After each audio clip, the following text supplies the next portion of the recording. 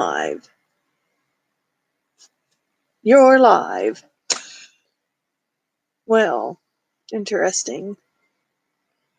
We look good with the big TV. It looks like blue sky above us, doesn't it? I know. Hey.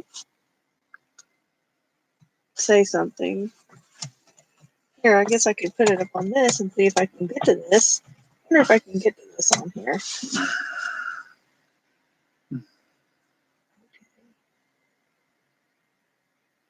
Farmall Fanatic. Hello? I wonder if I can get to this. Thomas Schmidt. Thomas, how are you? Hey, I want to make sure you all can hear me. Bree Rob, hi. Hey, Bree. Can someone please let us know if they hear us?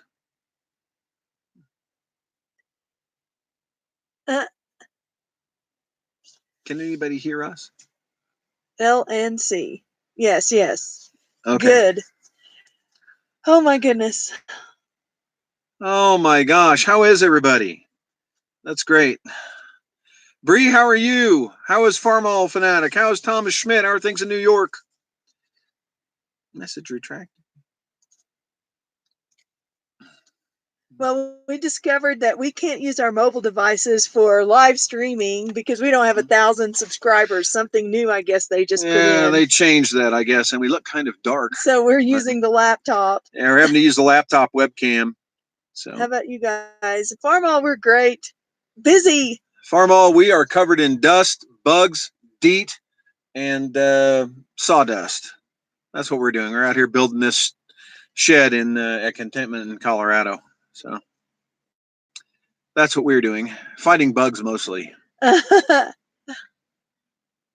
So check you for bad spelling. Been there, Bree. But Thomas, how are things in New York? How are those chickens doing? You still have all 240? How do we know who's here and who's not? Well, they'll comment. Oh, they comment. Because like they're showing one thing, one people. Oh, we're showing one person. They had 3. Now there's 1. Yeah, that's fine. I wonder if I can get to it on this.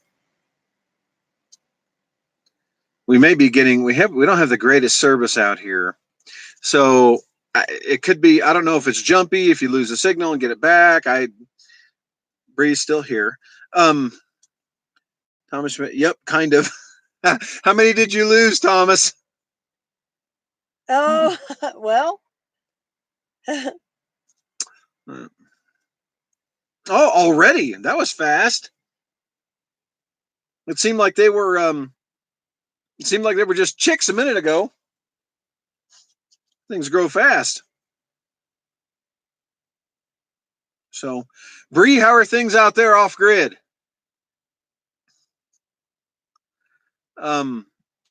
Folks, for those of you who don't know Bree, she is the real deal where it comes to off grid. She lives on an acreage in the central U.S. I won't say where. It's up to her as to whether or not she wants to say. But she has been living off grid for 16 years, and she just got a refrigerator a while back. Elf Lord, how you doing? She just got a refrigerator a while back. So, I mean, if any of you need advice on living off grid or something like homesteading, anything like that, she is your point of contact. So, Elf Lord, Puerto Vallarta, I guess. Mazatlan, Puerto Vallarta. Looks like we're hitting the Mexican Riviera, huh? 50 birds in a freezer, Thomas Schmidt has. You have to buy another freezer, Thomas? But that's a luxury we don't have at this point. I was say 50 birds. He just got those. He just got them. They were pullets or something like that. They were tiny, teeny tiny. So, but okay. So a little update on what we've been up to. Besides fighting bugs and sand. Today was an incredible sandstorm and windstorm. Where we live in this valley. Are you in a hot air balloon? Hot air balloon. Yeah, it seems like it. We are in a 16 by 8 by 7 foot tall camping tent. We've been in here for the past, what is it, 10 days, almost 2 weeks? Mm-hmm. Going on 2 weeks since we got here to Contentment. You can't see it, but if you could, right outside this window behind us, if we had it unzipped. It is unzipped. No, No, it's it's not not. unzipped. Never mind. You would be able to see the framing for the off-grid. Well, off-grid. It's for a like a superintendent shack that we're building. Robert calls it the shouse, shed house, and so we're building that so that we can get out of this tent and have something to occupy while we're out here drilling a well, digging a septic, cutting a driveway and house pad and all that kind of stuff. We won't actually begin building any structures other than this thing um, until next year, probably. But so this is just to sort of occupy, and it's 16 by 24, and it's just frame. Going to see the surgeon. Oh man, Okay. yeah, Thomas, boy, I wish you well. I hope you're well enough for us to visit you in I wonder August. what would happen if I turned this on. Let's see. It probably won't be very bright. No light. And did it do anything? I think it did a little bit. So offered us a little light. Not really. Yeah, we do hope it works out well for you, Thomas. Been thinking about you and wondering how you're doing. Shed cabin. I like that too. A shabbin. I've never heard that one. I've heard the term shed to house. Shabbin. A shabbin. Shabbin sounds more chic. Yep. Shabbin chic. But so I live in a shabbin. shabbin. Well, but yeah, so it's kind of challenging because we wanted to bring Buzz, the mobile solar generator, out here with us. And of course, my truck is in the shop getting a new engine, so we can't. So we're having to charge saw batteries and drill batteries and things like that using the car. And probably won't be dancing, but should be okay. Okay, good. Well, it's too bad because that's exactly what we were going to ask you to do is dance. So. But anyway, looking forward to visiting with you, Thomas. We get out there. Looking forward to seeing how you raise your chickens and pigs and all that fun stuff. So this has really been back to this. I'm sorry. I don't usually say much on these, so I'm going to say something now. What's been really cool about this is the weather.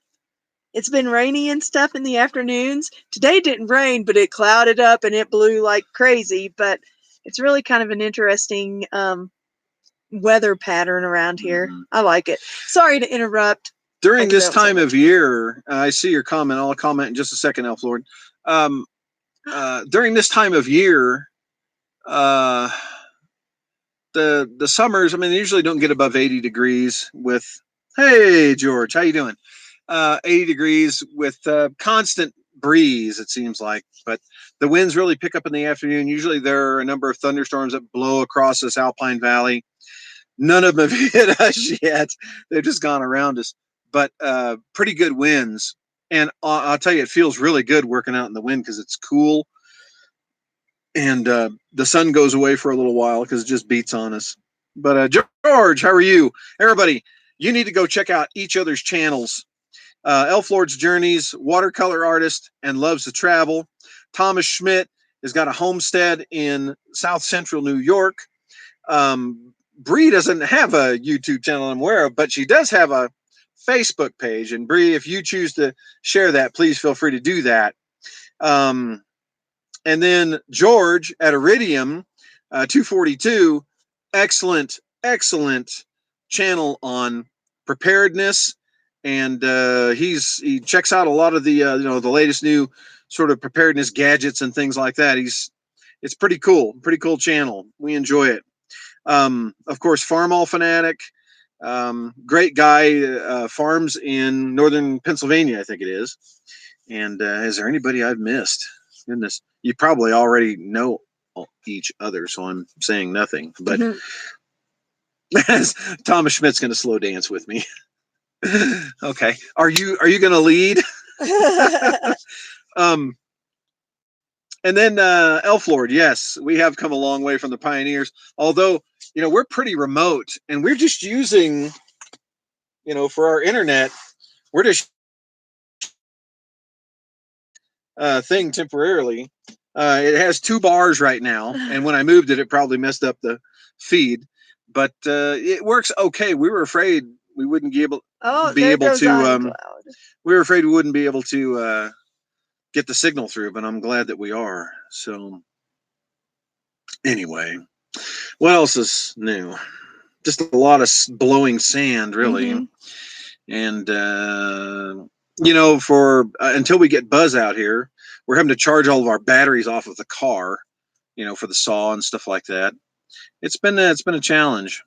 No, it's AT&T, Elf Lord. But so that's been our life. How has everybody else been? Let's hear about you. What's going on in your worlds? I mean, except for the fact that Thomas Schmidt likes to slow dance with men. So the other day and was Oh, look. oh, looks like we're reconnecting. Maybe we're reconnected. It looks like we've Mud Hut Homestead. Hello, hello yourself. Hi. Where you come from, Mud Hut? Talk. Where are you at? But it looks like we lost our You're feed there back. for a minute, and we're back. Okay, staying home for the holiday. Too many crazies out there for me. Yeah. Well, But where this, we are, we should be able to see hopefully some fireworks from around, maybe. from town's about 18 miles that way, so we might be able to see some fireworks. But yeah, the it's absolutely beautiful out here. My brother called me the other day, and I was talking to him. I happened to be standing outside hammering nails into boards, and I just looked up as I was talking to him. I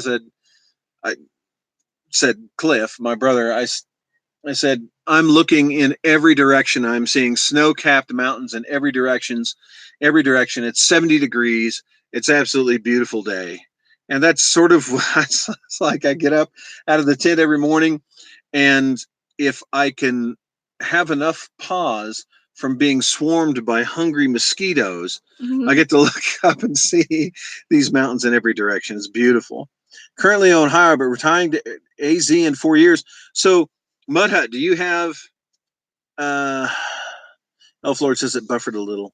Um, Mud Hut, do you have land down in like Cochise County or something like that you're moving to? Is it going to be off grid? Are you doing homesteading? Are you just going to retirement? Talk to us and tell us about yourselves. And check out all these other channels if you don't already know them. Great people on here. So it is beautiful, Elf Lord. It really is. Someday you may want to come pay us a visit. I don't know. Maybe too much. Of course, where you're from, Nevada, there's sagebrush here too.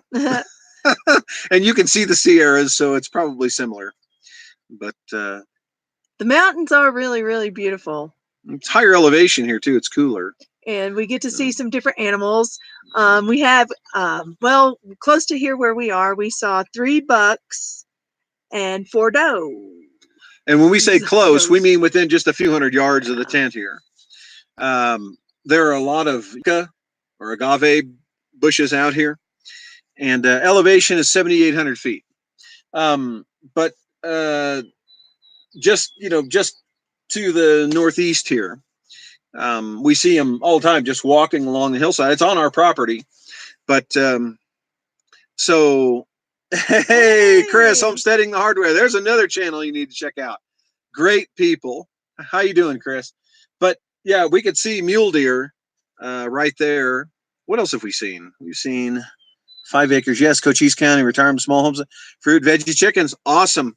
Go check out. I'm sure you're probably already paying attention to people like Green Dream Project and what's his name, Handyman, and those channels because they'll be your neighbors here pretty soon. Hey, Darlene. Higher than Tahoe. Yeah, higher than Tahoe. No, sorry, so yeah, so it's really cool. Of course, jackrabbits galore. What else? Yeah, those are fun. Pronghorn, we saw like Pronghorn antelope, 4 of those. One was just kind of sitting out in the not pasture, but I don't know what you would call it, meadow. I don't know, sagebrush. But it's pretty cool. We haven't seen any um, like porcupines and stuff they say are really close to us on the wildlife refuge yet. We haven't even really been able to get down to the river because of the mosquitoes. I'm looking out the south window now, and there's a gigantic swarm of mosquitoes right out the window. Just waiting to feed. All great, folks. You mentioned Hey, Green Dream, what's midlife crisis up? upside down.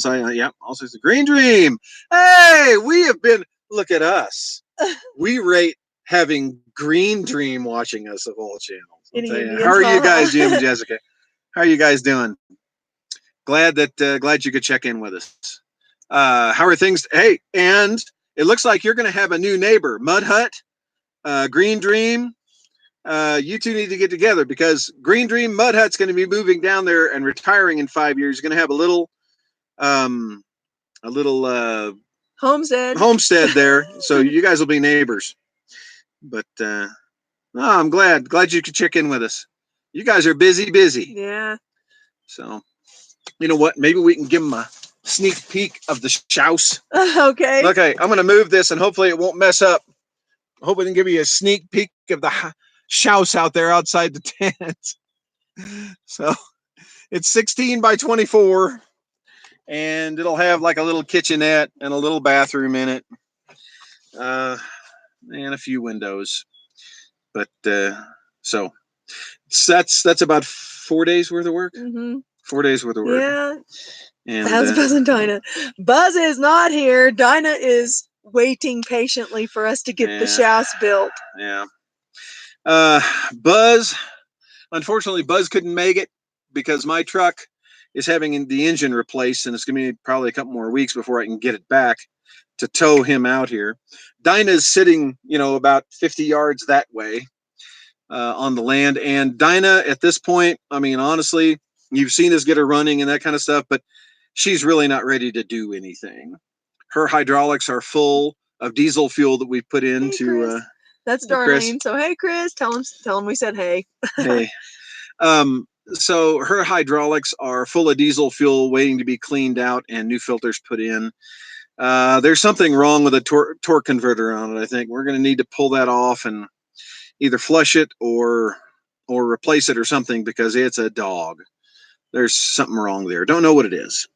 We got the preserves. Bye, Elf Lord. I'm glad you enjoyed them. Bye, Elf Lord. God bless you. You take care. But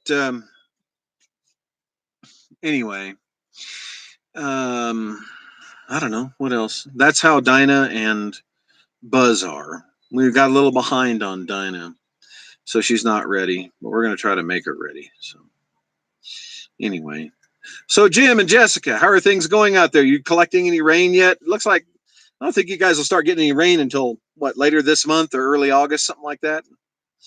So I know. How's crew? Is he staying in the air conditioning and enjoying it? It's kind of cool here right now. Yeah.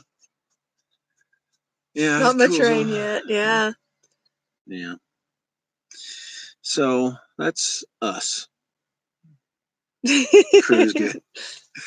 But I thought maybe it was spelled CRU like a beer.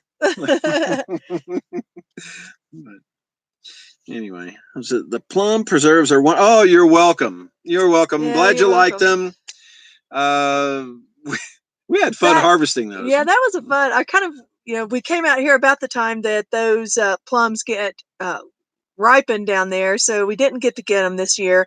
First time I ever made that, so I was kind of, but they turned out pretty well. I mean, the jam came out a little loose, I think, but it still tastes good.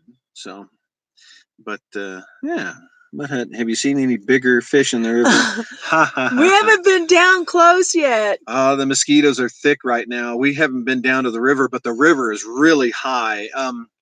The part of the river that abuts our land is really sort of a delta, and there are a lot of oxbows in it and stuff like that. And so all of those are flooded right now with the snow melt, but it's starting to go down. But the problem is, we started to walk down there one day to try to get some footage to show how high the river had gotten, and it we were so badly swarmed with mosquitoes we had to turn I around. mean, It was bad. even with bug spray on and everything, they just whoosh right onto us. Yeah. So Well, yeah, I remember watching your video, Chris and Darlene, on the trees that you're thinking about putting an orchard in your front yard or something like that to get rid of the grass. That's a great idea. Um, and planting plum trees is kind of cool, but those Chickasaw plums, those wild plums that we preserved and sent to you, they actually grow in your area. You can forage for them and find them. They grow wild, usually in little thickets. So those trees get about, what, 12 feet high at the most, they're not very 13, tall, 14 feet, and and they grow in little thickets. you can't You can't eat the grass. Yeah, that's true. Um, and who wants to mow it? I am so beyond lawn fixation. So, but who's going to give some plum trees? Oh, that's cool. Chris doesn't want to waste the yard. Well, I can't blame him. Send Charlie. yeah, no kidding. Yeah, Charlie was pretty cool. We were digging away on those yucca plants, and here he came out, and here it stopped, and here I am. Sort of thing. He was pretty cool. I hope he sticks around. But yeah, Charlie would gorge himself in about a minute, and we'd still be. From what I understand, because of the Zika virus or something like that, the local authorities here have released a whole bunch of mosquitoes that don't carry the virus, I guess, in an effort to, I don't know, abate or eliminate those that do, or something like that. And so I guess it's double the mosquito population. Yeah. It was kind of weird. I was like, what are they going to do? They're not going to eat the other ones, but it's kind of interesting. But I do remember as a kid being, go ahead. No, go ahead. Somewhere, in this vicinity and being swarmed by mosquitoes. So maybe, yeah, I guess so. Good ones to combat the evil ones, I guess. That's the idea. But if to me, they're all evil. So, and we walk outside the tent in the morning, and the first thing we have to do is just spray ourselves down because they're so heavy. Now they're starting to go away a little bit, but I'm told that the next thing coming up. This summer are male ants, which of course are winged, and they fly and they swarm and stuff like that. So I'm told that's the next thing coming up. That'll happen for about a month, and then after that, nothing. So we should be on easy street for the rest of the. Yeah, mosquitoes are. I'll tell you, I don't know what it is. I could be standing in a crowd of people out in the middle of nowhere, and they all swarm me, and they never bother anybody else. I don't know why. I must taste good or something. So, the one plus side of having no water. Yeah, that's for sure. That's for sure. But we thought, the river. The river is about, I don't know, 200, maybe 300 yards directly behind us over the hill. But the way we get down to it is about a quarter of a mile in that direction. Just because it's easier. And you have the plague of Egypt. Yeah, that's for sure. Dexter frogs. But so we thought we were far enough away from the river that that wouldn't be an issue. So that sounds like a good against superhero mosquitoes, huh? I'll tell you what I'd love to have is we need to build we need to build a bridge somewhere around here so all the swallows will build their nests. The frogs. Yeah, the other night there was a bat flying around, I guess eating mosquitoes. He was flying over the tent. I don't really know. I suppose it was eating mosquitoes. But then I learned something new about bats. They have a little white nose fungus problem, and it makes them do crazy things, it said. So, of course, it was too dark to see if it had a white nose, but be kind of curious to see. Yeah. That's the way my But yeah, but yeah, you're right. Fewer mosquitoes with less water. And we tried setting out a little standing water to see if it would trap them. But they say it's an old trick, but I don't know. But mud. Oh, what's your soil type here? Okay, good question. Our plan is to build a Get some bat houses. Yeah. Get some bat houses. Yeah. Um, to build an adobe brick and straw bale home, about 12 to 1,400 square feet, probably 1,300 square feet, something like that. And we have the plan. We're just, I don't know. We'll probably make changes to it. And we're considering a natural roof. If we can find the beams that are big enough for it. Now, there's a lot of pine bark beetle kill in the nearby mountains. And so there's a lot of what they call beetle kill logs from big trees that are down that you can get fairly economically. And so if we can find beams large enough to create vigas for a roof, we'll go that route. But bye. So who's saying Green Dream? Thanks for stopping in, Jim, Jessica. Take care. Bless you. There are some kind of frogs around here somewhere, bullfrogs or something. We keep hearing what sounds like bullfrog noises down by the river. But Mud Hut, going back to your question, the soil type, it's mostly sand with a little bit of clay mixed in, probably just enough clay to be able to make adobe brick. But I think we'll reinforce that and buy some extra clay and mix it in. And then, of course, stabilize it with asphalt, emulsified asphalt. So don't bother them to stay out of my house. And a local guy told us that down by the river towards the southeast of here, there's some really good clay mixture soil that a lot of people who do adobe go get that and use that for their adobe bricks. So yeah, so it'll be challenging, but the plan is to build a sustainable home with a rubble trench foundation, as many sustainable materials as we can put into it, and go that route. So passive solar, active solar, because it gets very, very cold here in the winter. It's not unusual to hit 40 below here sometimes in the winter. So we want it nice and insulated and all that fun stuff. Adobe is awesome. Do you have experience with natural building? We have. I have no experience with anything. No, I'm just kidding. I was 7, when I was 7, we lived on an acreage in Southern California. And I don't know, my older brother, who was a young teenager, maybe 13, 14, something like that, had a habit of making like these little mud houses out of sticks and mud. He would just put sticks in the ground, line them up, and then press mud against them, sort of a wattle and daub. And he'd make these little houses and put his little cars in front of them and stuff. So we got into the habit. That's my experience with natural building. How long do you expect it to take? Years. Yes. Years. Hopefully he's going to build like some kind of a gantry thing. What did you call it for the adobe bricks?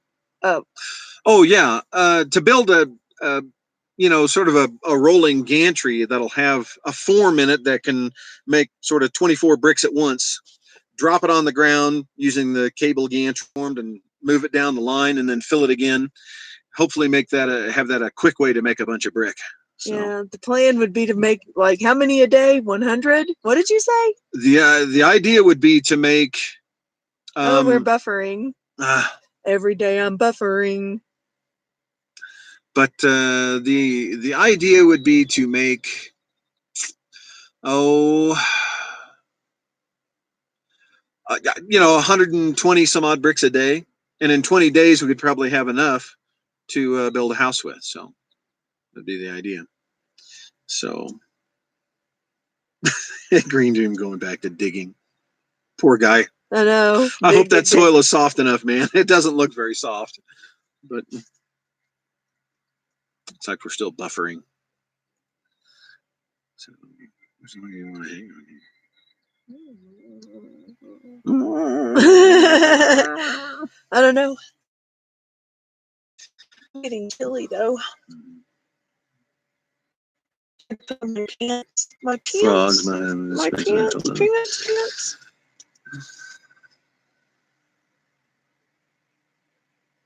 Mud Hut. We're doing the same type machine with similar estimates on bricks per day. Great. Then you must have read the same Mother Earth News article that I did on making Adobe. So wish y'all luck on your schedule. How's the food? Yeah. How's the food? The food up here. Well, go ahead. What do I tell them about food? We're put on the spot by that one because we haven't been able to do much. We haven't been able to cook. The wind is so strong, and we have no windbreak yet. So it's been very hard for us. We've been eating cereal and salad. And stuff like that. So last night we had our first hot food. It calmed down enough where we could break out a little propane, stove and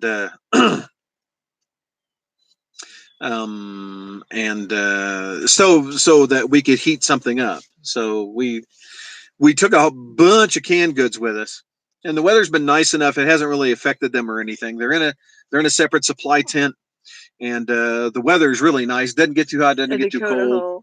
Mm-hmm. So what's that? You need a Dakota hole. A Dakota hole. Help me. I don't know that one, Bree. Probably a thing to put your stuff in. Yeah, I guess. Oh no, yeah, a windbreak thing. Oh, windbreak. How do you build it? Oh no. How do you build it, Bree? You seen any kind? Oh yes. In the front bucket, yeah. No, actually, this is not scary at all in a tent. Are you scared? Well, Robber's scared. Let's put it that.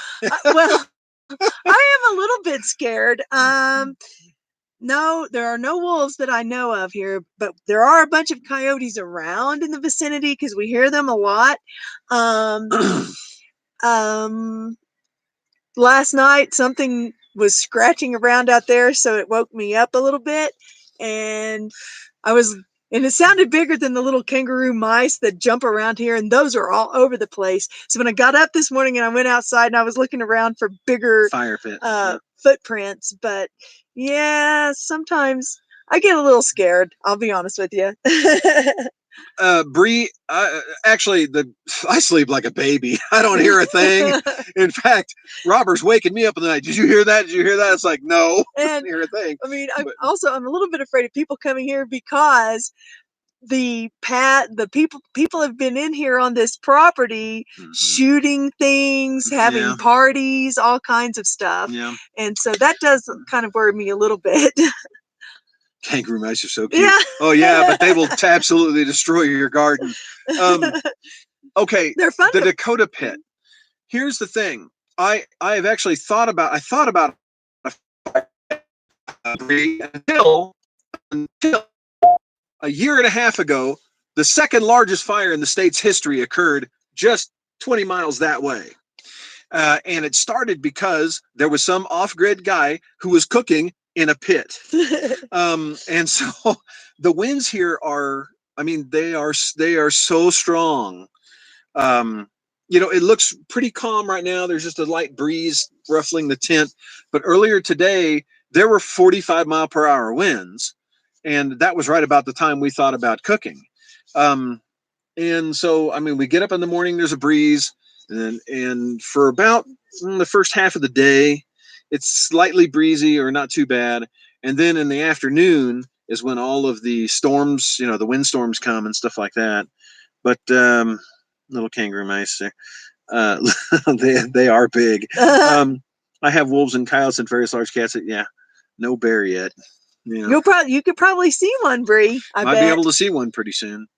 Word is we were 25 miles up the valley.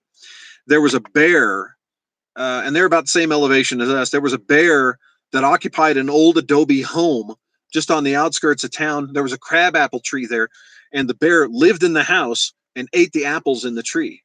And so maybe we'll see a bear here. They eventually relocated him someplace. They said to relocate him. So. But have we? How close? Actually, how close is your nearest neighbor? Have you networked with anyone locally yet? Well, yes, sort of. Yeah.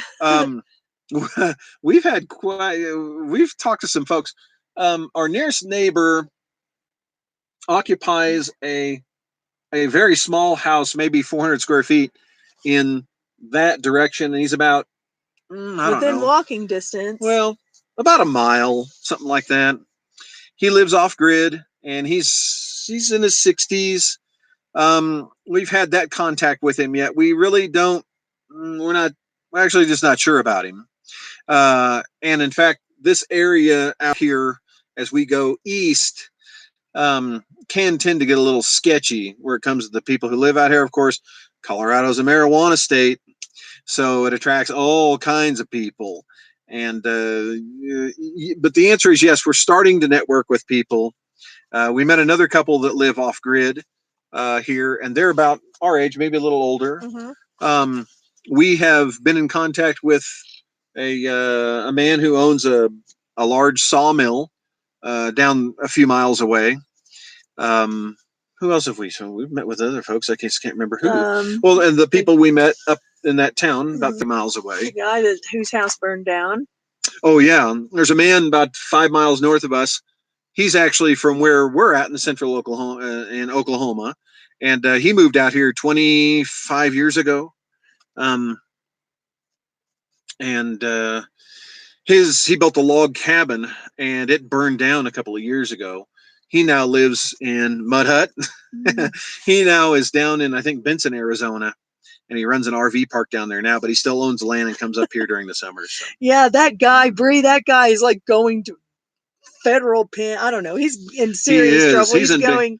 Good night, Darlene. Darlene, thanks for checking in. Yeah, that guy's going to prison for quite a few years. Because we've kind of followed that story. Yeah. He's and people talk about it. They have pictures posted of it and businesses. We had to go get some things for the house, and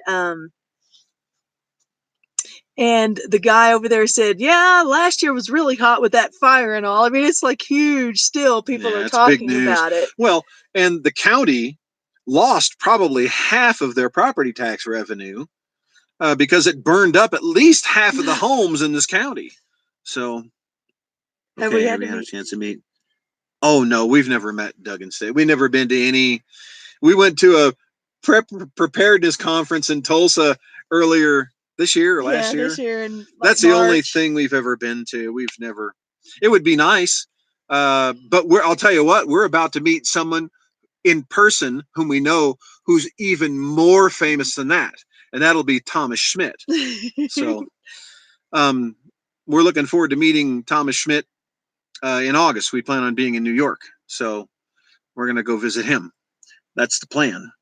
Good night. Okay. And so, no, we've never met anybody. Well, I take that back. Rocking Sea Homestead, we met them recently. Prepstetter Bob and the Road Show. Hedge Apple Acres. Black Label Homestead. We've met all those when we were helping out the Road Show at Rocking Sea. Who else? Other than that, we've never met all anybody in person. I'll tell you who I would love to meet in person. I would love to meet Chris and Darlene at Homesteading the Hard Way. I would love to meet Elf Lord. I already have met Bree. We met Bree, but she doesn't have a YouTube channel. But I mean, she's got a Facebook page. And who else would we like to meet? Chris and Darlene. And and now I think Mud Hut has soon become our favorite. So yes, anyone within a pretty good driving distance from here. Those are the people that we're interested in, because for us, we enjoy this more than being YouTube famous. You know, it's having the friends and the camaraderie and the stuff like that. I was gonna say, I think maybe we should be typing some things. What should we say? I don't know. What should we type? I don't know. We just don't ever type. Well, but we're on. You type. I'm not that fast. I know. I thought about trying to get it on this, but I don't know how to get it on this too. And chance to meet the good night. You met me. Yeah, we met Bree. Yeah, we met Bree. Bree is good people. Yes, and so smart. She knows everything. Oh my gosh, the woman is like an encyclopedia of homesteading and off-gridding. She ought to write a new encyclopedia of country living or something like that. So, but amazing how many folks want to return to simpler lives. Good enough for a half mile. Miss the peace and quiet. Many people. Oh, for sure. Well, that is the one thing about being here. Oh my goodness. The no trains. Oh, but now in the background, I don't know if you can hear it being inside the tent. There is a big agricultural field to the south of us, and there are 4 harvesters, combines or something whatever, out there harvesting. It's either wheat or hay or something. I don't know what they would grow, but I can see them from here, and they're about, I don't know, 2 miles away. It's a big circle. There's kind of a nice like white noise coming from that, but not that loud train. Okay, we're gonna give you a spoiler on the next video coming up. We had a real scare out here with the county. Not with the county, with the state water resources board. When we bought this property, I researched it very, very carefully, and I became nearly an expert, I think, in Colorado water law, because Colorado has got some of the strangest water laws. All the water is owned by the state, and you have to get permission to drill a well from the state, and that kind of stuff. A wedding venue. So that's lovely. What they were building. Yeah, fun. There won't be many people there for that. No. And so, yeah, they own everything, and the rain, everything. And so, I thought I knew everything about this property but we went to apply for the permit to drill our well. There's a nice gentleman there with the Water Resources Board. He says, yeah, okay. So we found out where we're at, looked it up, said, oh, okay, yeah, you're out there and that. And you have to understand, this place is in an extinct subdivision that was developed back in the mid 1970s. And it was developed right about the time that Colorado water law changed. I think the laws were changed in 1973 or something like that. This development came into being in 1976, and so they had to do what they call a major augmentation. And so the way this works is that the original owner of the water, or the one who had claim to it, was a gigantic farming and irrigation company out here in this county. And so the developer, when they developed this place, had to pay an assessment to the irrigation company in order to get permits, in order to be able to offer permits for wells for this development or this subdivision. That's why we didn't buy it. Well, it's making no sense. Well, now we're buffering, it says. Oh, now we're buffering. Okay, so we're buffering. I don't know. I don't know if we're back or not. But so the long and the short of it is, the developer who developed this subdivision, after some years, didn't sell enough lots or something like that, and stopped making the assessment payments on these for the water rights on these lots. So there were about 44 well permits. This was one of them. And so we sat down with this gentleman, and he said, he pulled, this is nowhere online on their website. It's nowhere, anywhere in any of the original county paperwork or anything I could find. It's on still buffering. Maybe we should just, I don't know. Maybe we should just go or not. I don't know. Give it another minute. See what happens. Because there are not very many bars on this right now. Just one bar or something. But maybe anyway, people online. We didn't buy it online. I can see I can see you. So yeah, around this time it kind of slows down. So anyway, I don't know if frozen in time. Okay, well, for another time, I guess. But anyway, How is our little Well, it's only service. now we have service? See, just the one little one. Oh, Bree can hear us. Oh, How you can hear us. weird. Okay. They will return. Okay. So back to the story. We sat down with the Water Resources Board fella who pulled out a yellowed 3x5 index card from some little recipe box that he had sitting behind his desk. And he says, "Oh, I am sorry." And he meant it. He said, "That development you're in, all but two of the units in that development lost their permit status. You can't drill a well on your land." And we were like, "Oh, you got to be kidding me." So there was no way to know that except by his little yellowed 3x5 index card on in back of his desk. And so, but we found a loophole. We found a way to get the well drilled. So we were able to get the permit. And No sound. I had to refresh fresh and got you back. back. Okay. So the long and short of it is that we are the only ones, it appears, in this development that are going to be able to drill a well. And so we're happy about that. That's kind of nice for several reasons. One, it keeps everybody else out. Mhm. Nobody else will want to do anything to their land. And then the other thing is, of course, that that enables us to maybe buy up the rest of this land around here cheap. So, But Mudhead was talking about the reason why he didn't buy here in Colorado is because of that. well, Arizona's a little too far for I don't know. Maybe not. For what? From where family is.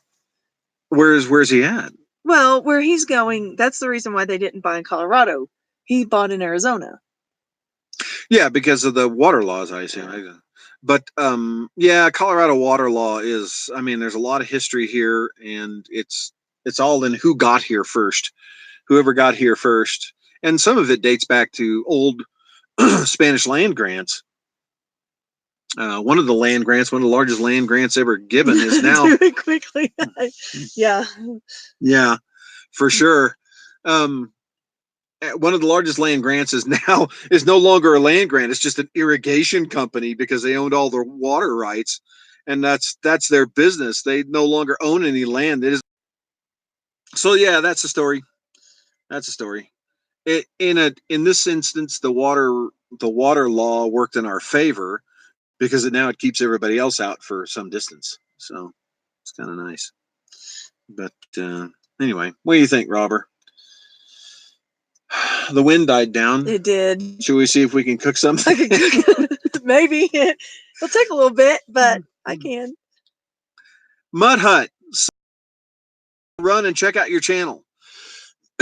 And